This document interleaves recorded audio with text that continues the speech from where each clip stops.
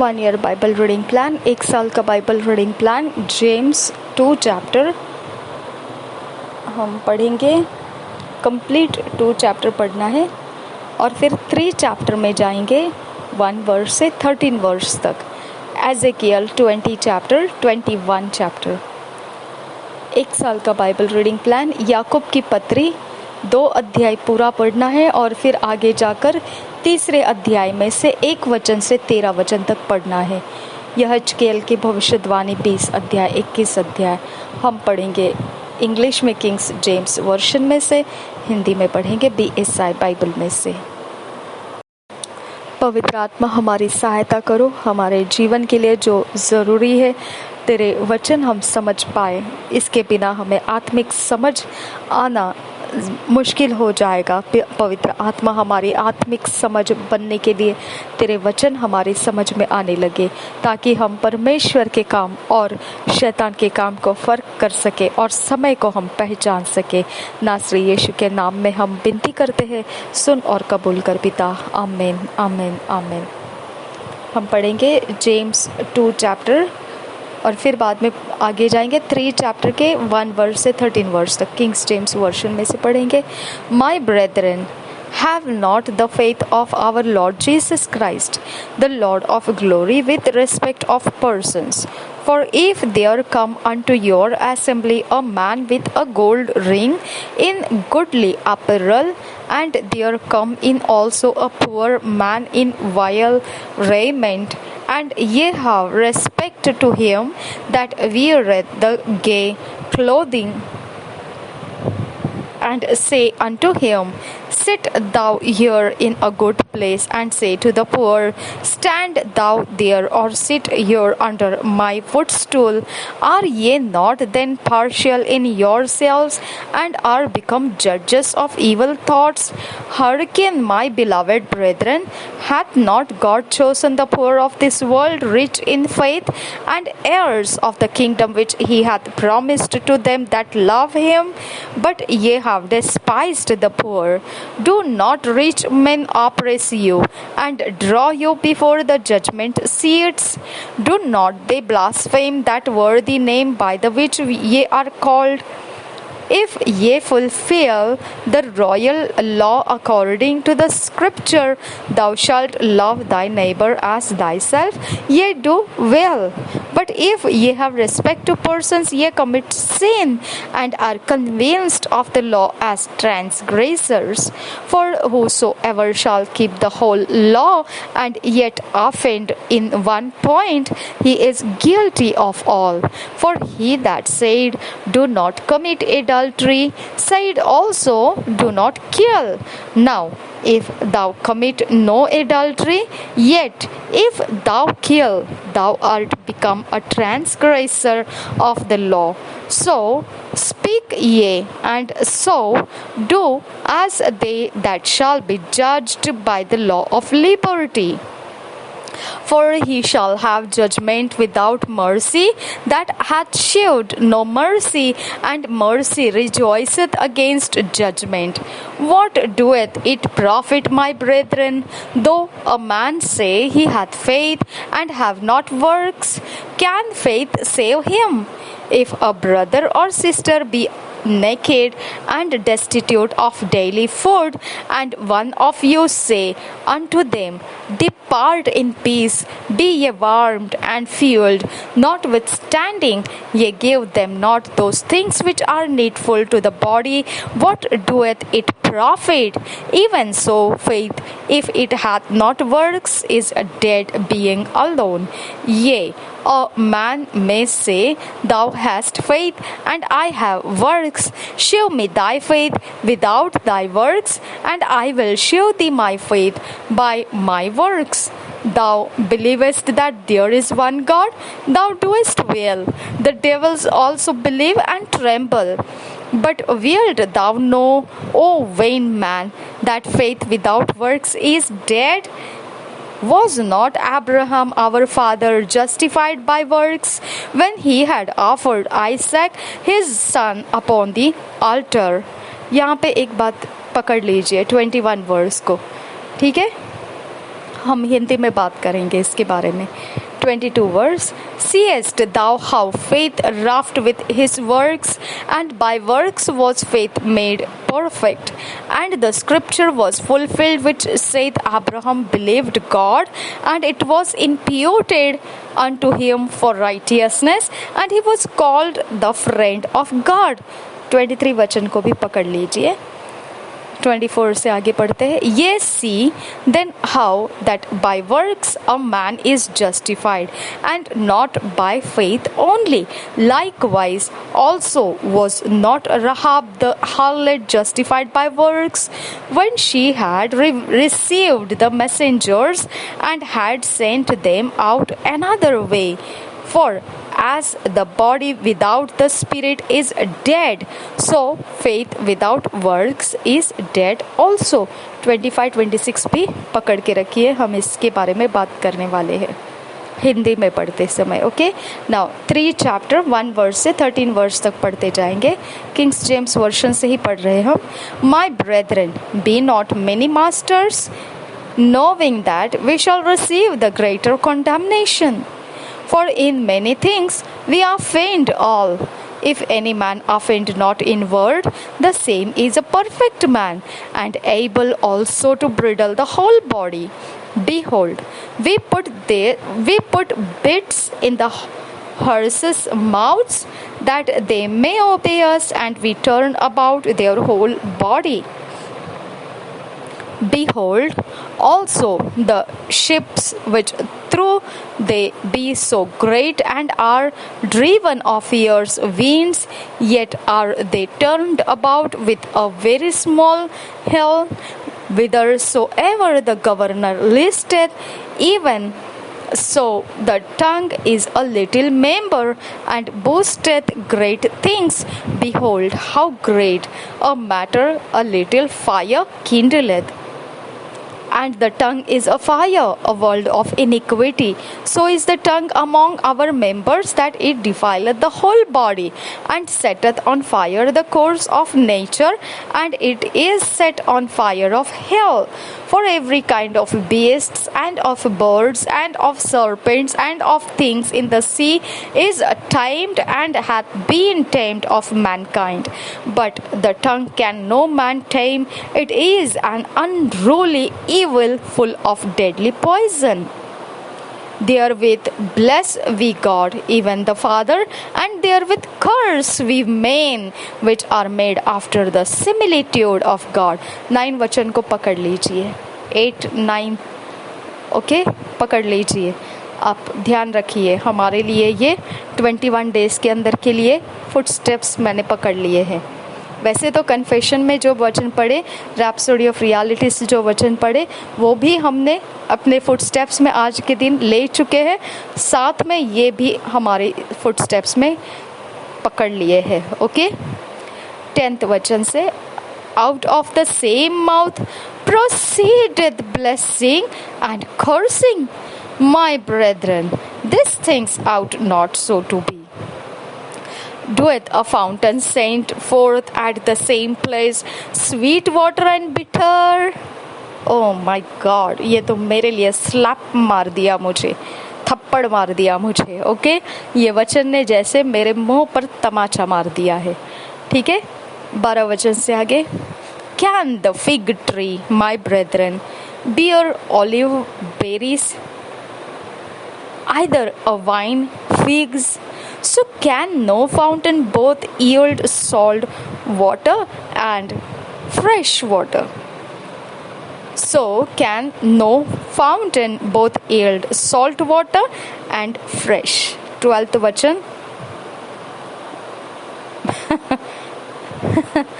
Okay, तो मैं कुछ नहीं बोलूँगी। ये मैंने अपने लिए, मेरे ही ऊपर स्लैप मार दिया ये वचन ने। ओके, तो मैं इसको आप हिंदी में पढ़ेंगे तब मैं बताऊंगी आपको ये वचन कैसे मुझ पर स्लैप दे दिया। ओके, 13th वचन से आगे पढ़ेंगे, सिर्फ 13th वचन तक पढ़ना है। Who is a wise man and endued with knowledge among you, let him shew out of a good conversation his works with meekness of wisdom. Hallelujah, ये हमारा चरित्र होना है 13th वचन। लेकिन मेरे फिसलते हुए रास्ते कौन से थे, वो मैंने आपको 12 वचन बताया, 10, 11, 12 वचन। ठीक है, अब हम हिंदी में पढ़ेंगे तब आपको पता चलेगा मैं क्या बातें कर रही थी आपसे, कौन से वचन पकड़ लीजिए ऐसा मैं कह रही थी। हम देखेंगे याकूब की पत्री 2 अध्याय पहले शुरू करेंगे, फिर 3 अध्याय में जाएंगे। हमने रैप्सोडी ऑफ रियलिटीज़ में क्या पढ़ा याद कीजिए। पवित्र आत्मा वचन में से हमको आत्मिक समझ देता है, परमेश्वर के वचन में से। तो अब हम जब पढ़ रहे हैं ना, तब मैंने आपको बोला था ये वचन पकड़ लो, ये वचन पकड़ लो, ये मेरे ऊपर तो एक स्लैप लग गया। ये प्रकार से जो मैं बातें कर रही थी अभी आपको समझ में आएगा वो किस प्रकार से आत्मिक समझ में मुझे मतलब सिखा रहा है। ओके, 2 अध्याय को पढ़ना है और फिर हमने जाना है 3 अध्याय के 1 वचन से 13 वचन तक। पक्षपात के विरुद्ध चेतावनी, 2 अध्याय पहले वचन से। हे मेरे भाइयों, हमारे महिमायुक्त प्रभु यीशु मसीह पर तुम्हारा विश्वास पक्षपात के साथ न हो, क्योंकि यदि एक पुरुष सोने के छल्ले और सुंदर वस्त्र पहने हुए तुम्हारी सभा में आए और एक कंगाल भी मैले कुचले कपड़े पहने हुए आए,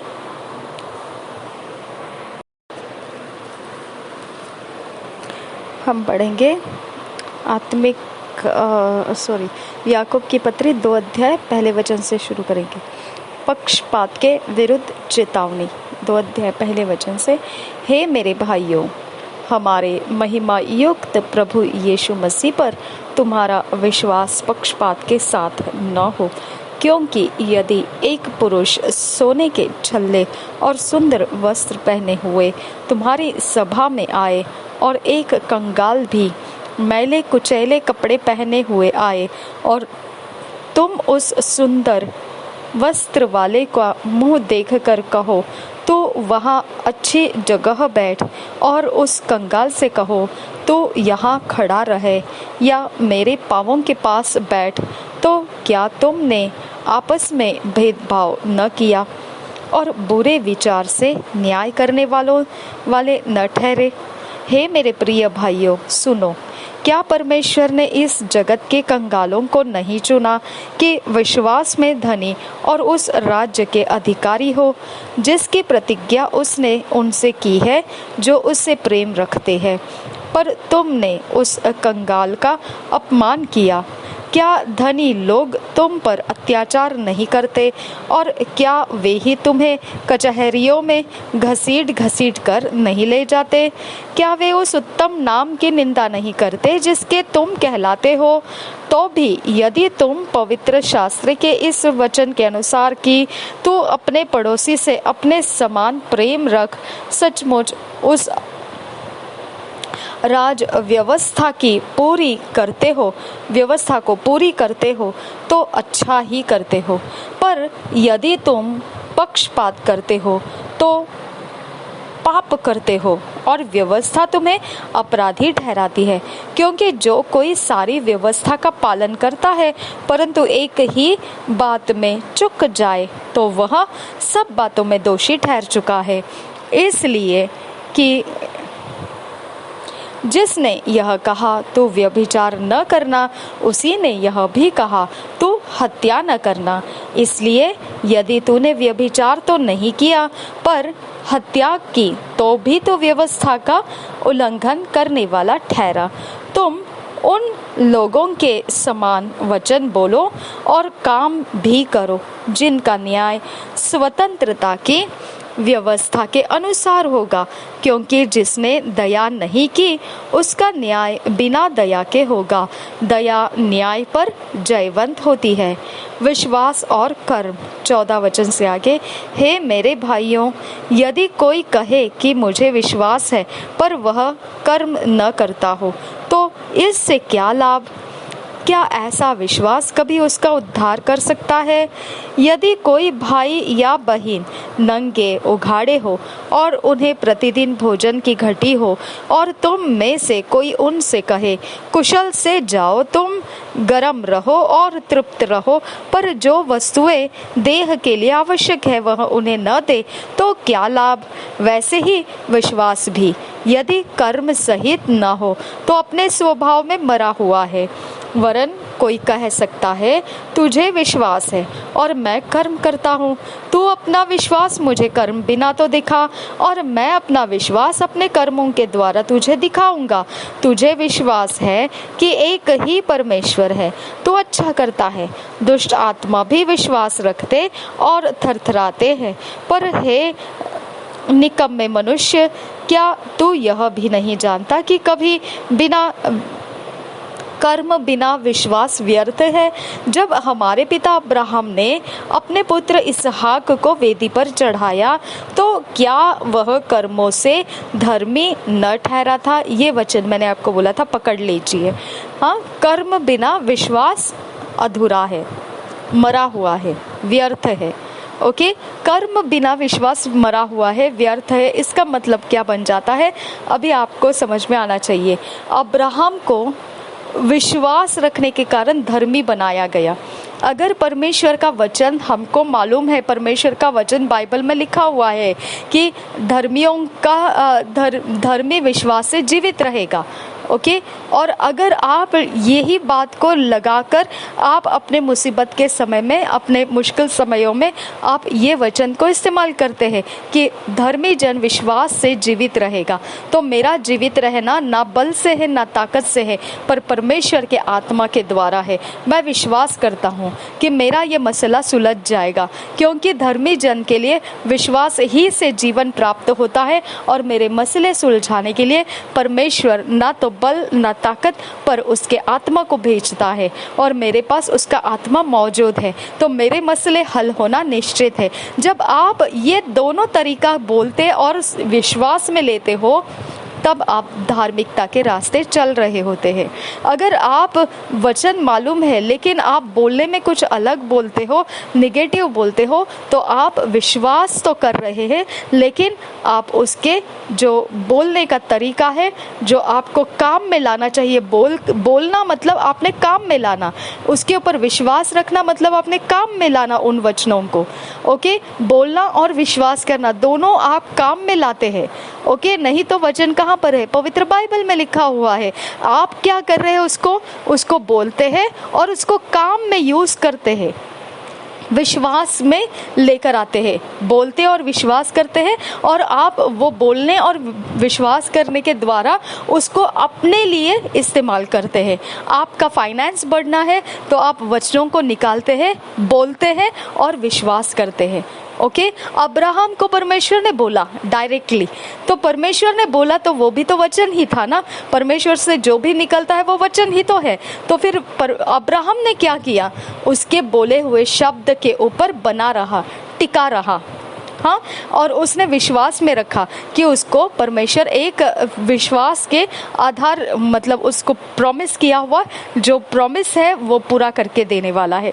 ओके, उसने विश्वास रखा किसके ऊपर? वचन के ऊपर। और वो सभियों को वो वही बोलता था। उसका नाम भी बदल दिया गया था, वो अब्राम था, अब्राहम बनाया।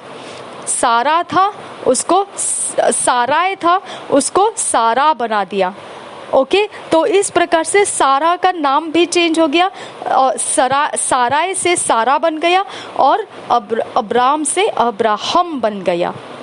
ओके, तो इस प्रकार से उनका अभी तक कुछ भी प्रॉमिस पूरा नहीं किया था, फिर भी उनके नामों को उन्होंने एक्सेप्ट कर लिया था। उससे वो शर्मिंदगी महसूस नहीं किया और ना ही उस बातों से वो मजाक समझकर छोड़ दिए। ओके, उसको अपने ऊपर लाद कर वो चलते गए। ओके, उसका बोझ वो लेकर चलते गए और कुछ भी नहीं है तब भी वो उस नाम के नीचे रुके रहे। ओके, उन बातों को अपने अंदर पकड़ के रखे जो परमेश्वर ने उनको कहा था। ओके, तो ये क्या हो गया? उनके काम, विश्वास और बोलना दोनों काम में लाया उन्होंने, और उनका रूप क्या हो गया? धार्मिकता में बदल गया। ठीक है, तो विश्वास बिना कर्म और कर्म बिना विश्वास अधूरा है, व्यर्थ है। तो हमने मुंह से बोलना भी है और हमने विश्वास भी करना है, जो बोल रहे हैं उसके ऊपर विश्वास भी करना है। हमको दोनों इकट्ठे करना है और उसी को कहते हैं विश्वास बिना कर्म और कर्म बिना विश्वास व्यर्थ है। अगर हम बोल रहे हैं लेकिन विश्वास नहीं कर रहे, हम विश्वास कर रहे लेकिन बोल नहीं रहे, तो क्या हो जाएगा? व्यर्थ हो जाएगा। हालेलुया, ये मैं आपको बता रही हूँ यहाँ पर। ठीक है, सारे वचन हमारे लिए यस एंड आमेन हो चुके हैं। परमेश्वर के सारे वायदे हमारे लिए यस एंड आमेन हो चुके हैं। हमने उसको कैसे यूज करना है? विश्वास के साथ काम करना है। तो काम क्या करोगे? बोलोगे, और जो बोल रहे हैं वचन उसके ऊपर विश्वास डालोगे। वचन बोल रहे हो उस पर विश्वास डालोगे। वचन पर विश्वास डाला है तो वचन बोल भी रहे हैं। ओके, तो दोनों इकट्ठे चलता है और तब जाके आपके लाइफ में उसका काम दिखाई देता है, रिजल्ट्स दिखाई देता है। ओके, ये 21 को पकड़ लीजिए, हमारे 21 डेज के लिए आज का ये फुटस्टेप, ये भी वचन का नंबर भी 21 ही है। ओके, देखिए क्या लिखा है। जब हमारे पिता अब्राहम ने अपने पुत्र इसहाक को वेदी पर चढ़ाया तो क्या वह कर्मों से धार्मिक न ठहरा था? अतः तूने देख लिया कि विश्वास ने उसके कामों के साथ मिलकर प्रभाव डाला है और कर्मों से विश्वास सिद्ध हुआ और पवित्र शास्त्र का यह वचन पूरा हुआ। अब्राहम ने परमेश्वर का विश्वास किया और यह उसके लिए धर्म गिना गया और वह परमेश्वर का मित्र कहलाया। इस प्रकार तुमने देख लिया कि मनुष्य केवल विश्वास से ही नहीं वरन कर्मों से भी धर्मी ठहरता है। वैसे ही राहाब वेश्या भी, जब उसने दूतों को अपने घर में उतारा और दूसरे मार्ग से विदा किया। अब राहाब ने परमेश्वर का वचन कैसा यूज किया? देखिए, राहाब ने उस परमेश्वर के लोगों को बचा लिया, क्योंकि उसको वचन क्या मालूम था? परमेश्वर के लोगों को बचा लेना उसके लिए आशीष का कारण बनेगा। ओके, और वचन में ऐसा एक जगह लिखा भी है, अगर मसीह जानते हुए किसी ने आपको एक छोटा सा ग्लास भर के ठंडा पानी भी पीने के लिए दिया तो उसका प्रतिफल वो खोएगा नहीं। हालेलुया। तो इस प्रकार से परमेश्वर का आदर करके, अगर राहाब को पता था ये जन का अगर मैं कुछ काम अच्छा करके दूं तो इनका खुदा मेरे लिए कुछ अच्छा कर सकता है। ठीक है, तो वो भी क्या हो गया? उसके लिए धार्मिकता गिना गया। ओके, क्या कर्मों से धार्मिक न ठहरी? अतः जैसे देह आत्मा बिना मरी हुई है वैसा ही विश्वास भी कर्म बिना मरा हुआ है। तो हम जो जानते हैं ना परमेश्वर का वचन, उसके अनुसार भी अगर हम करेंगे ना तो परमेश्वर का रिजल्ट हमारे जीवन में आ जाता है। हालेलुया। राहाब को क्या रिजल्ट चाहिए था? उसने उन लोगों को बोल दिया। वो लोगों ने पूछा तेरे लिए हमने क्या करना चाहिए? तो उसने बोला जब तुम लोग ये शहर, ये हमारा नगर खत्म करने आते हो उस समय तुम मेरे घर को भूलना नहीं, उनको बचाए रखना। ओके, उस वक्त में तुम मेरे ये एहसान को याद रखना और फिर हमको बचाए रखना, हमको उसमें मार के चले नहीं जाना है। ओके, तो इस प्रकार से राहाब ने डिमांड किया। जब आप भी परमेश्वर का वचन कुछ जानते हो और उस वचन के अनुसार अगर आपने कुछ काम किया तो फिर आप डिमांड लगा सकते हो परमेश्वर से कि जब तुम्हारा समय है परमेश्वर मुझे ब्लेस करने का, तो उस ब्लेसिंग में मुझे ये चीज़ें चाहिए, मेरे जीवन में ये होना चाहिए, मेरे जीवन का ये एक मसला हल होना चाहिए। ये तरह से हम टायत को भी हम जब थैंक्स गिविंग देते हैं, ऑफरिंग्स देते हैं, ओके, भेंट देते हैं परमेश्वर के राज्य में, हम बोते हैं तो हम डिमांड करके भी बो सकते हैं कि परमेश्वर मैं जानती हूँ तेरे राज्य के कामों में जब हम परमेश्वर पिता तेरा आदर करते हैं तो तू हमारी मनोकामनाओं को पूरा कर सकता है। हमारी मनोकामना ये है, सो एंड सो, ये मेरी मनोकामना है पिता, मेरी मनोकामना इस समय पूरी कर दे। ओके, तो हम बोलते समय भी ऐसा कर सकते हैं, मनोकामना को हम बोल सकते हैं। तो ये राहाब के विषय में हो गया। अब्राहम के विषय में क्या हो गया? डायरेक्टली वचन, परमेश्वर का वचन। राहाब के पास क्या था? इंफॉर्मेशन था। अब्राहम के पास क्या था? कंप्लीट टोटल वचन था। जैसा आज हमारे हाथ में बाइबल है, ओके, वैसा अब्राहम के पास सीधा परमेश्वर का शब्द था। ओके, उसने उस शब्द को पकड़ा और उसके अनुसार अपने कैरेक्टर में वो चला।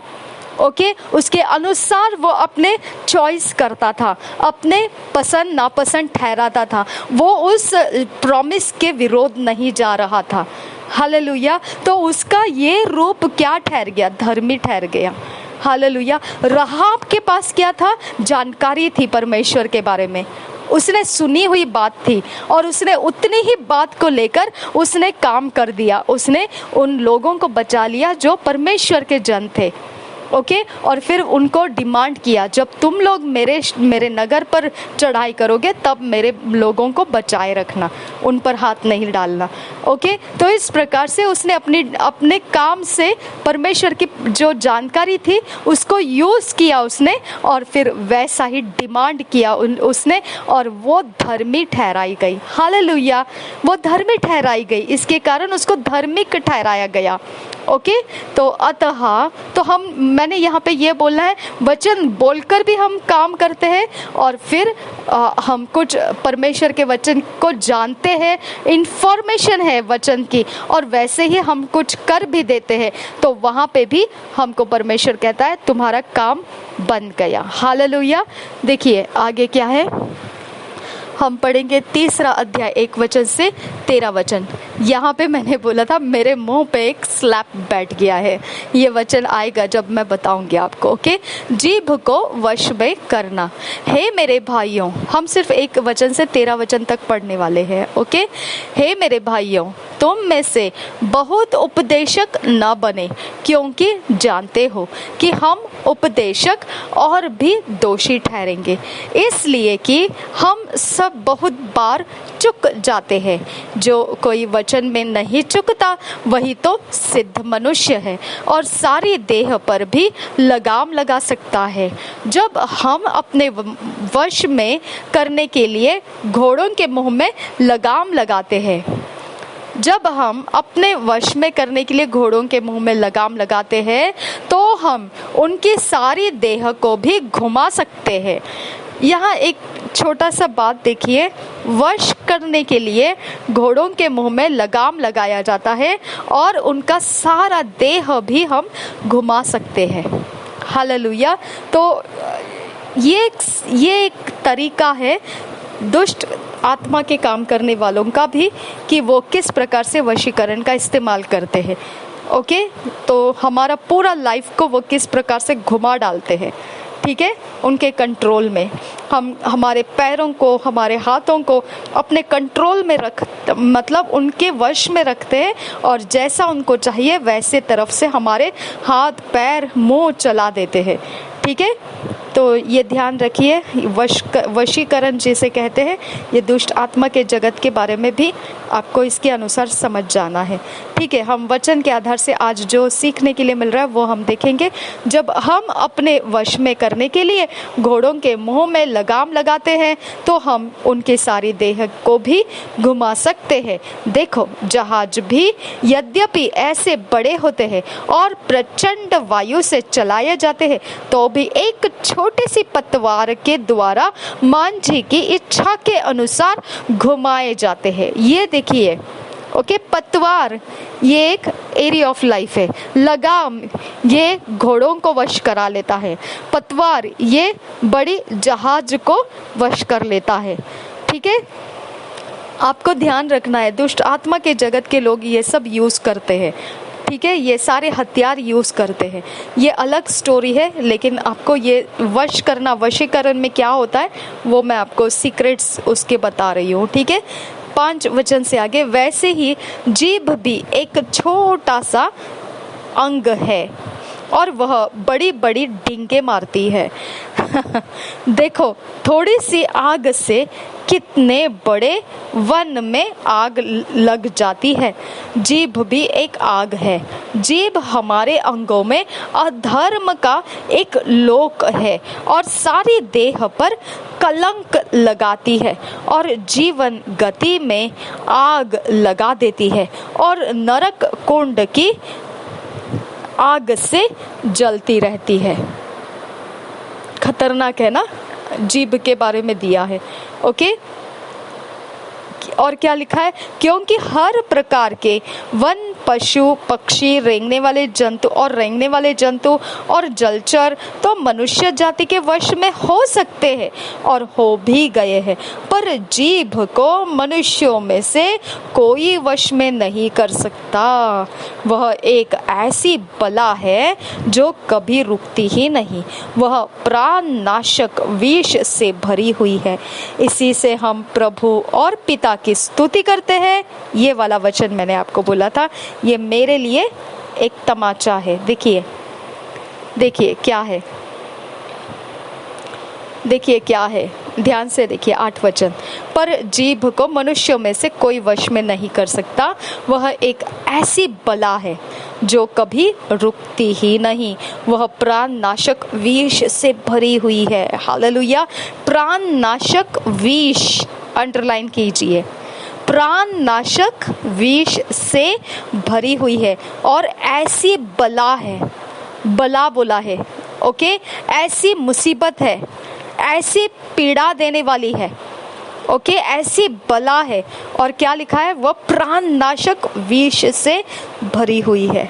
प्राण को विष दिया तो क्या हो जाता है, नाश हो जाता है ना।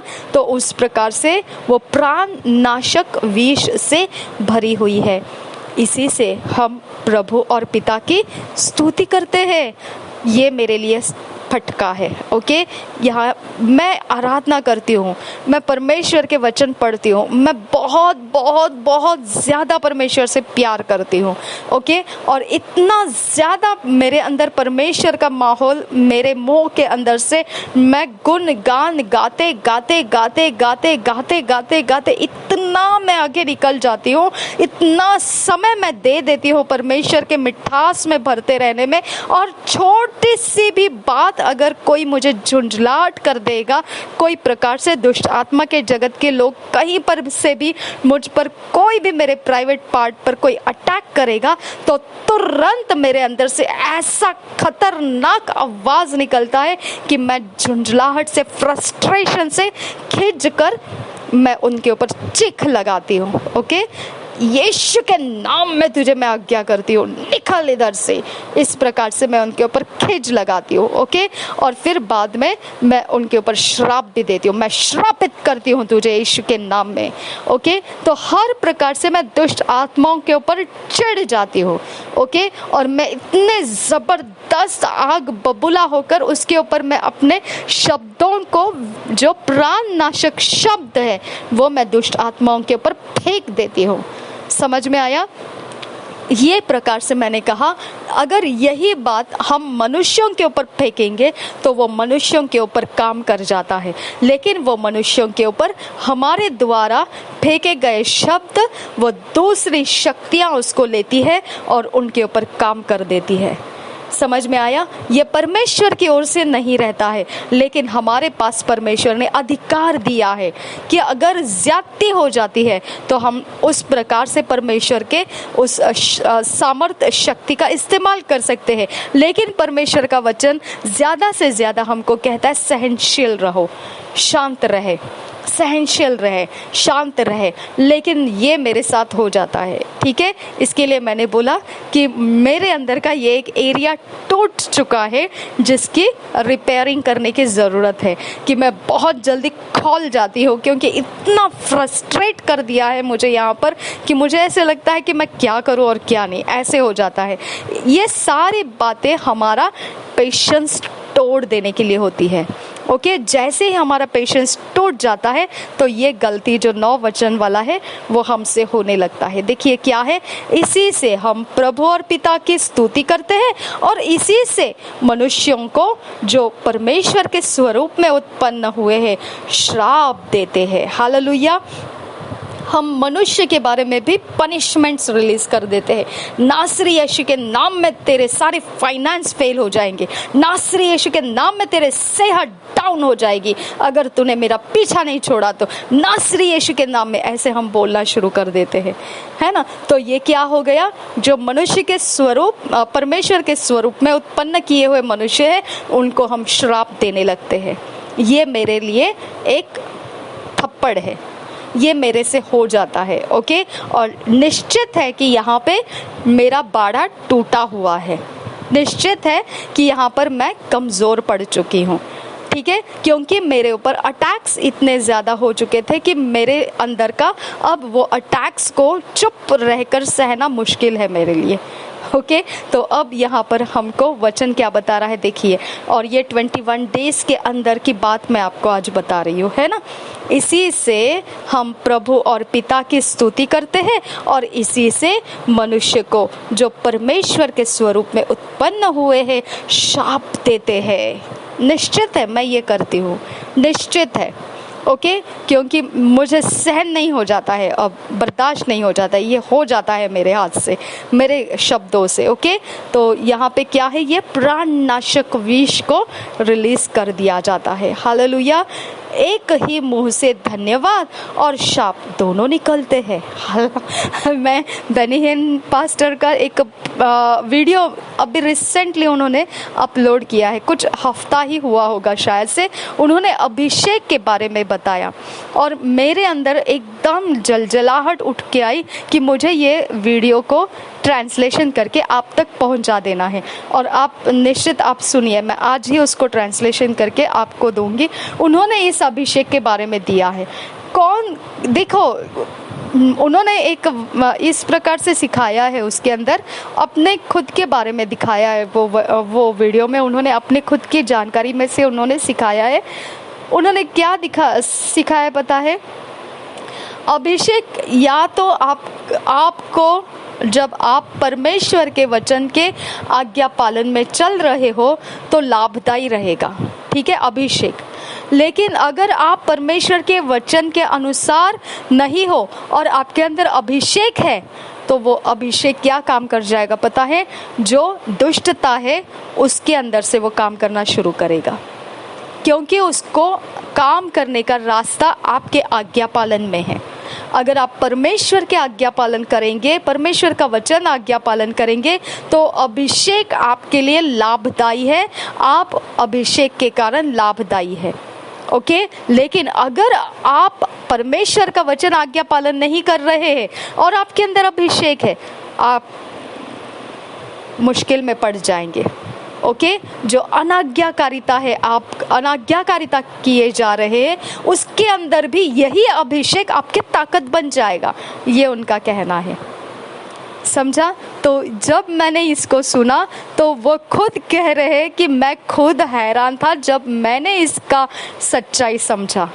ओके, तो इसके लिए हमारे अंदर से ये सच्चाई को जानने का वो वीडियो मैं आपको ज़रूर ट्रांसलेशन करूँगी, क्योंकि उसकी ज़रूरत है। हम ये बात को समझ लेना है। सब जन बोलते हैं मुझे अभिषेक चाहिए, मुझे अभिषेक चाहिए, लेकिन अभिषेक, शाऊल जब अभिषिक्त था तब तक ठीक था, और जैसे ही उसने परमेश्वर के जो चुना हुआ दाऊद था उसके ऊपर जलन करना शुरू कर दिया, उसका आज्ञा पालन टूट गया, परमेश्वर के साथ सामने जो आज्ञा पालन रखता था वो टूट गया, और वही अभिषेक फिर उसका क्या करने लगा, दाऊद के ऊपर खुन्नस निकालने चला गया। हालेलुया, दाऊद के ऊपर क्रोध निकालने में चला गया। समझ में आया? और नाशवंत तरह से, प्राणनाशक तरह से वो दाऊद के ऊपर अपना क्रोध निकालना शुरू किया था। ठीक है, तो उसकी ताकत में कौन था, ये सारी बातों को आपको समझ में आना चाहिए। वो अभिषेक ही, अगर आप परमेश्वर के आज्ञा पालन कर रहे हो तो अच्छी बात है, आपका अभिषेक काम में ला रहे हो। लेकिन अगर परमेश्वर की आज्ञा पालन नहीं करोगे तो जिसमें आप अनाज्ञाकारी कर रहे हो वो विषय में यही अभिषेक आपकी ताकत बन जाएगा। हालेलुया, इतना डेंजरस रहता है अभिषेक। ठीक है, तो लूसीफर का क्या हालत हो गया आपको पता है ना। वो आज्ञा पालन करता करता करता करता गया, जहाँ पर अनाज्ञाकारिता आ गई वही अभिषेक ने उसके ऊपर क्या कर दिया, परमेश्वर के विरोध चलने की ताकत दे दी। ठीक है, तो इस प्रकार से है, हमने ध्यान रखना है, अभिषेक खिलौना नहीं है, मजाक नहीं है। ओके, तो यहाँ पे हम पढ़ेंगे 9 वचन और एक बार। इसी से हम प्रभु और पिता की स्तुति करते हैं और इसी से मनुष्य की जो परमेश्वर के स्वरूप में उत्पन्न हुए हैं शाप देते हैं। एक ही मुंह से धन्यवाद और शाप दोनों निकलते हैं।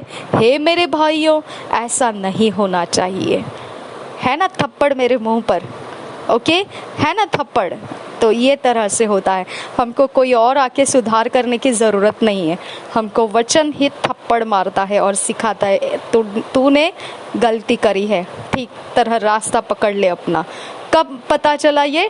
जब 21 डेज का प्रेयर सेशन लगा दिया। क्या ये वचन हमने पहले नहीं पढ़े थे? बिल्कुल पढ़े थे, लेकिन जब 21 डेज का प्रेयर सेशन लगा दिया खास रीति से एक बात निपटने के लिए, तब पता चला अच्छा तो ये एक एरिया ऑफ लाइफ है जहाँ टूटा हुआ बाड़ा है। हालेलुया, जिसको ठीक करने की ज़रूरत है। क्या लिखा है यहाँ पर? ऐसा नहीं करना चाहिए। ओके, ऐसा नहीं होना चाहिए। 11 वचन, क्या सोते के एक ही मुंह से मीठा और खारा जल दोनों निकलता है? क्वेश्चन मार्क, सवाल है ये। क्या सोते के एक ही मुंह से मीठा और खारा जल दोनों निकलता है? हे मेरे भाइयों, क्या अंजीर के पेड़ में जैतून या दाख की लता में अंजीर लग सकते हैं? वैसे ही खारे सोते से मीठा पानी नहीं निकल सकता। तो हम झूठे मसीह ठहर जाते हैं। हालेलुया, तो हम झूठे प्रचारक ठहर जाते हैं। हालेलुया, तो हम झूठपन को अपने ऊपर दिखा रहे हैं। हालेलुया, तो हमको इसके अंदर से हमारा बाड़ा ठीक करना ज़रूरी है। अगर आपके अंदर भी ये कमज़ोर अवस्था है तो मुश्किल है, हमको आगे, आज के दिन का आगे नहीं, हमको पहले इस बात को ठीक करना है और फिर हमने अगला समय को परमेश्वर में सीधाई के रास्ते पकड़ना है। ठीक है, पहला ये हमारा गलती का माफ़ी परमेश्वर से मांगना है और परमेश्वर से चाहना है कि उसका अनुग्रह का आत्मा हमारा वश ले ले और हमारे खीज होना, फ्रस्ट्रेट होना, ये सब बातों को अब हमने भुला देना है। ओके, जैसे हमारे अंदर वो इमोशंस है ही नहीं, ऐसा हमको होना पड़ेगा। ओके, लेकिन हमने इस बारे में ज़रा भी नज़रअंदाज नहीं करना है कि एक ही सोते से मीठा और खारा पानी नहीं आता है। ओके, एक ही सोते में से कुछ अलग और कुछ अलग, आशीष और श्राप दोनों नहीं निकलते हैं। ओके, 13 वचन, तुम में ज्ञानवान और समझदार कौन है? जो ऐसा हो वह अपने कामों को अच्छे चाल चलन से उस नम्रता सहित प्रकट करे जो ज्ञान से उत्पन्न होती है। तो हमारे अंदर जो परमेश्वर का ज्ञान है, ओके, क्या वो हमको परमिशन देता है क्या ऐसा करना? अगर परमिशन देता है तो हम करते हैं, लेकिन अगर परमेश्वर परमिशन नहीं देता है हमको ऐसे कुछ काम करना तो हमने वो नहीं करना है। हालेलुया, तो अगर हमारे अंदर ज्ञान की कमी है, अगर हमारे अंदर परमेश्वर के आत्मा ने वचन के आधार से हमको बताया नहीं है, ओके, तो हमारे अंदर से ऐसी गलती होती है। ठीक है, जब हम परमेश्वर का वचन उठाकर बात करते हैं कि हाँ ये परमेश्वर के वचन में ऐसा है, इसके लिए हम ऐसे बोलते हैं, तो फिर हम उसका आधार लेकर परमेश्वर के सामने हैं। ठीक है, तो यहाँ पे आपको ध्यान रखना है। अगर समझो पतरस को बोला गया था तेरा भाई अगर बारंबार अगर तेरी माफ़ी मांगे तो तूने उसको माफ़ कर देना है। तो पतरस ने बोला बारंबार का मतलब क्या है, कितनी बार करना है? ओके, तो यीशु मसीह ने बोला 60 से 70 बार उसको माफ़ करते जाना है। ओके, तो हर बार आपको ध्यान रखना है कि हमारे बारे में जो हमारे मसीही लोग हैं उनके अंदर का दया का झरना जो है वो कभी नहीं सूखता है।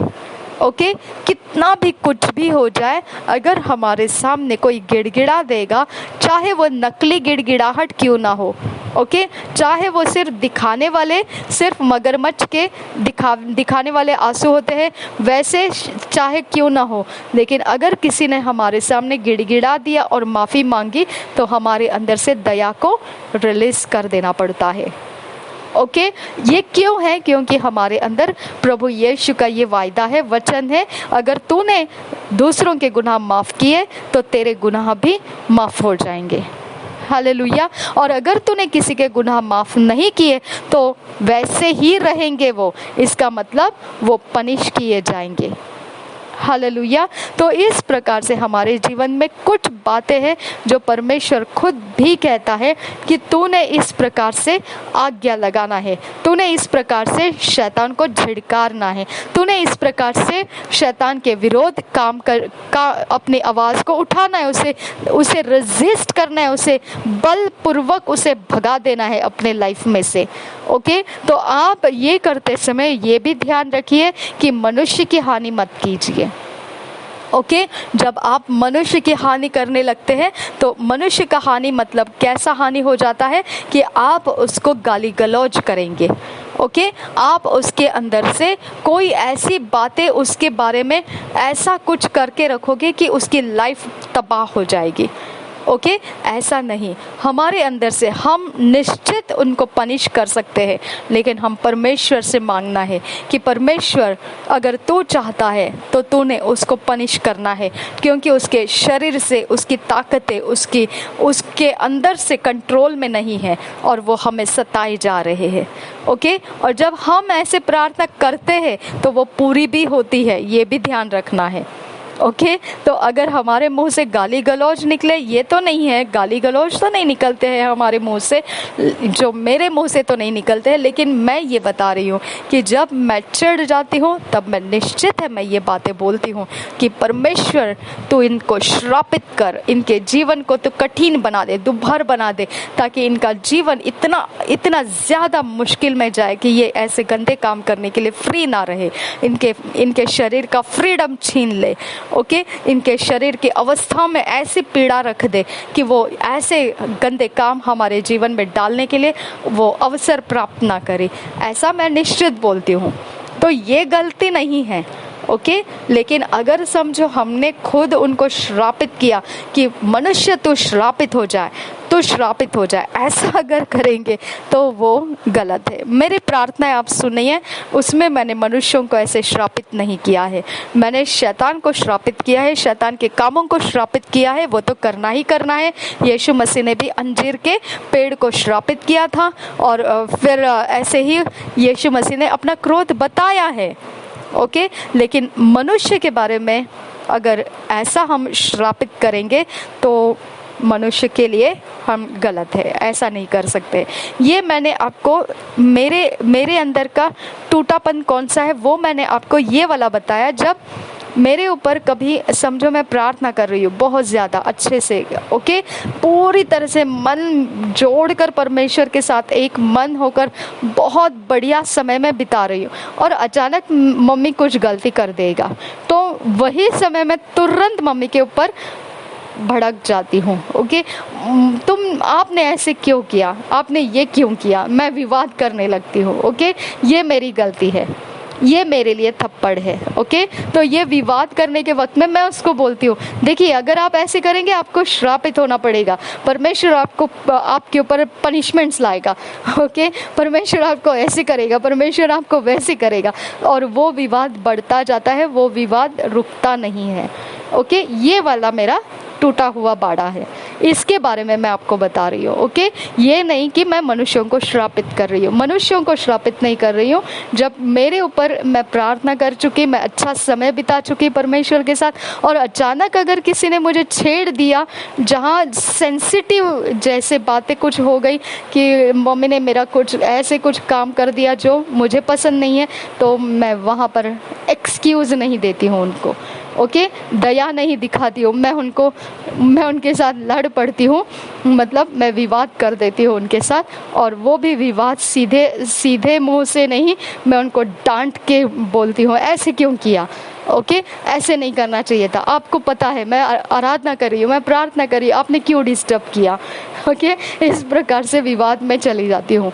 तो वो वाला एरिया मेरा फ्रस्ट्रेशन का निशानी है, स्ट्रेस और फ्रस्ट्रेशन का निशानी है, खिंच जाने का निशानी है। और खिंच जाने की अवस्था ही परमेश्वर बोलता है कि ये तुम्हारा कड़वा और मीठा, ये दोनों कैसे हो सकता है।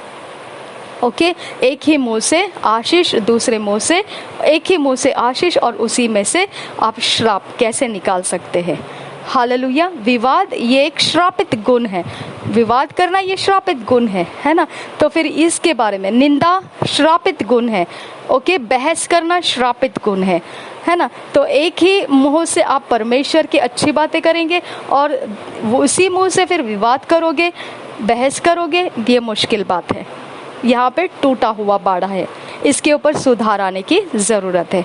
हो सकता है आप लोगों में से कोई गालियाँ भी देता होगा, तो वो भी आप लोगों को बाड़ा टूटा हुआ है। हो सकता है आप लोग निंदा कर रहे होंगे किसी की, आपकी ये टूटी हुई शहरपना हो सकती है। ओके, तो कोई भी कुछ भी हो, जब हम प्रभु के सामने हैं तो हमने 21 डेज का जो असर मांगा है उसके अंदर ये आड़े आने वाला है। अगर इस एरिया ऑफ लाइफ को हम डील नहीं करेंगे, निपटेंगे नहीं, इस जीभ की अवस्था में से होने वाले अपराध को निपटेंगे नहीं, तो हमारे 21 डेज के असर में हम मुश्किल रहेंगे फिर। ओके, तो हम परमेश्वर से चाहते हैं कि हमको रास्ता सीधा करके दे। तो ये एक रास्ता है जिसको हम सीधाई में निकाल लेना है। मैंने अपने जीवन में ले लिया है, ये सुधार मैं अपने अंदर पकड़ लिया और आज मैं उसके बारे में निपटने वाली हूँ। आप अपने लाइफ में आज जीभ के अपराधों को निपट लीजिए। ओके, और दोबारा उसको आप अपने रास्ते में नहीं लाना है, दोबारा उसको आप अपने जीवन में नहीं चलाना है। हालेलुया। ये आपका ईमान, आपका फेथफुलनेस, आपका विश्वास योग्यता रहेगा जो आपको आपके जीत में बनाए रखेगा। हालेलुया। तो इस प्रकार से आज का वचन हम लोगों को बहुत फ़ायदेमंद रहा। परमेश्वर को बहुत धन्यवाद। पवित्र आत्मा ने हमारे आत्मिक समझ में बढ़ोतरी दी और हमारे आत्मिक ज्ञान और समझ में परमेश्वर का प्रकाश डाला, रोशनी डाला, और हम अपने अंदर देख पाए हमको क्या होना चाहिए और क्या नहीं। बहुत बढ़िया परमेश्वर ने काम किया, हमारे जीवन को सीधा रास्ता पकड़ने का अवसर दिया। पिता, हम धन्यवाद करते हैं आपको और माफ़ी मांगते हैं हमारे ज़ुबान में जो मीठा और जो खारा पानी ऐसे दोनों चलता है, जब हम तेरी आराधना करते, तेरी प्रशंसा करते और फिर उसी जीभ से हम निंदा करते हैं और बहस करते हैं, विवाद करते हैं। मेरे खुदा परमेश्वर, हम असहनशील हो जाते हैं, इस बात के लिए हमें क्षमा कर। और इसके बाद पिता परमेश्वर, हम विश्वास करते हैं यीशु मसीह का क्रूस का बलिदान जो हमारे इसी अपराध जो हम कभी भी पूरा नहीं कर सकते हैं, ऐसे वाले अपराध जो हमारे जीवन को कभी हम छुड़वा नहीं सकते, ऐसे अपराधों को पिता परमेश्वर तूने क्रोध में आकर पनिशमेंट्स रखा है और इसी के लिए यीशु मसीह क्रूस के ऊपर चढ़ाया गया। हम विश्वास करते हैं हमारी ये दुर्बल अवस्था ही के लिए प्रभु यीशु मसीह क्रूस के ऊपर चढ़ाया गया, और इस अवस्था को मैं प्रभु यीशु के ऊपर विश्वास करके छुटकारा ले लेती हूँ। मैं विश्वास करती हूँ कि मेरी ये अवस्था प्रभु यीशु के क्रूस के ऊपर डाली गई है और प्रभु यीशु तूने मेरे लिए मेरे इस अपराध का हर एक दंड उठा लिया है। मैं तेरा धन्यवाद करती हूँ। तूने मेरे इस दंड को मृत्यु तक सह लिया और मुझे परमेश्वर से इस दंड में से आज़ाद किया और परमेश्वर से मेल कराया। प्रभु यीशु, तेरे लहू के द्वारा इस अपराध की माफ़ी मैं स्वीकारती हूँ जो परमेश्वर के सामने तूने क्रूस के बलिदान का लहू चढ़ाया, उस लहू के द्वारा तूने मुझे माफ़ कर दिया। इसके लिए मैं तेरा धन्यवाद करती हूँ। Thank you father God. मेरे जीभ को तूने पवित्र जाति में परमेश्वर तेरे वचन से भरा है। इस जीभ के अंदर परमेश्वर तेरे अलावा हम और कोई काम ना करे। तेरे अलावा तुझे परमेश्वर महिमा देने के अलावा हम इस जीभ का कोई अपराध के जगह में इस्तेमाल ना करें। कोई दोष और कोई परमेश्वर पिता कलंकित मार्गों में हम अपने जीभ को दे नहीं। खुदा परमेश्वर, हम अपने जीभ को वश में रखना सीखे। अब फादर गॉड, हमारी जीभ तेरे पवित्रता और तेरे शुद्धता के मार्ग से कभी भी अलग ना हो। मेरे पिता परमेश्वर, जैसा पिता घोड़ों के लिए लगाम लगाया जाता है, जैसे जहाज के लिए पतवर लगाई जाती है, उनको वश करने के लिए, उनको अपनी इच्छा से मोड़ लेने के लिए, मेरे खुदा परमेश्वर हमारे जीभ को पवित्र आत्मा से वश कर ले। हमारे जीभ को पवित्र आत्मा की शांति से भर दे। हमारे जीभ के नरक की अग्नि, अधर्म के आग के सारे काम हमारे जीभ में से छुड़वा ले। हमारे जीभ का हर एक अवयव, हर एक मांसपेशी, हर एक तंतु यीशु के लहू से शुद्ध हो जाए, पवित्र हो जाए। हमारी जीभ हम अपने काम की नहीं, हम परमेश्वर के लिए अर्पण कर देते हैं। हम अपनी ताकत के लिए नहीं, हम परमेश्वर के जोर के लिए दे देते हैं। हम अपनी जीभ को परमेश्वर चाहता है उसी दिशा में खोल कर चलाए और बाकी समय हमारी शांति हमारे जीभ के अंदर चुपचाप परमेश्वर के इंतजार में बनी रहे, ना कि अपने बल से, अपने ताकत से चलाए जाए। आबा फादर गॉड, हमारे गुनाह गलतियों को, जीभ के द्वारा हुए हर एक अपराध को तूने माफ कर दिया और हमारी जीभ शुद्ध पवित्र करके हमारे लिए पिता तू आशीर्वादित करके दिया। ये अंग तुझे धन्यवाद करते हैं। Thank you father God. नासरी यीशु के लहू में हम अपने जीभ को, शुद्ध पवित्र किया हुआ जीभ को आशीर्वादित करते हैं। हम आशीर्वादित करते हैं, हम आशीर्वादित करते हैं। Thank you Jesus, thank you father God. नासरी यीशु के नाम में पवित्र आत्मा हमें फिट एंड फिक्स कर, तेरे वचनों से हमें ईश्वरीय रचना में, डिवाइन ऑर्डरलीनेस में लेकर आ। नासरी यीशु के नाम में मांगते हैं पिता, सुन और कबूल कर। Amen, amen, amen. Thank you Jesus, thank you Holy Spirit, thank you our Father, thank you Lord, thank you.